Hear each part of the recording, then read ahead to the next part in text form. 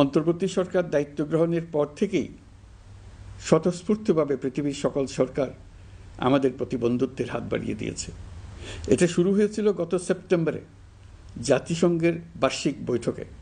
আপনাদের মনে আছে বিশ্বের সরকার প্রধানরা কীভাবে আমাদের সঙ্গে আগ্রহ নিয়ে দেখা করতে এগিয়ে এসছে।